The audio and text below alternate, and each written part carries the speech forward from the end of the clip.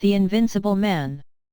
In his underground lab, Professor James Lest fired up his machine once again. He was sure he'd figured out the final glitches, and this time his theory on molecular encryption would be proven. He placed another orange in the molecular encryption machine's beam's path, checked the control panel, flicked the encryption toggle switch to static, ensuring the encryption key used would not be a random number, then pressed the fire button. For a brief moment a golden beam reached out and cloaked the fruit, making it shimmer.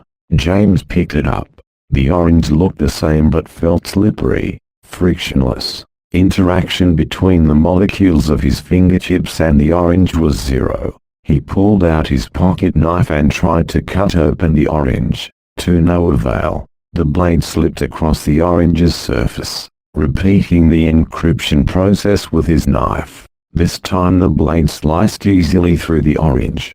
James smiled, picked up one half of the orange and threw it. It bounced off the walls, finally coming to rest on the MEM's console. Now it was time for the ultimate test. Setting the timer for 20 seconds, he pressed the button, then stood in the beam's path. For a moment intense cold engulfed him, reaching down into his very essence. Then it was over. Picking up a screwdriver, he thrust it into his wrist, but it glanced off his skin. He was now invincible. As he pressed power off, he noticed the toggle switch was in the random position but thought nothing of it. The orange must have flicked it when it landed. He woke the next morning with an intense thirst, but no matter how much he drank, his thirst could not be sated. Then it dawned on him. His body would only be able to process water or food that had been encrypted the same way he'd been. Taking a jug of water, he fired the MEM again,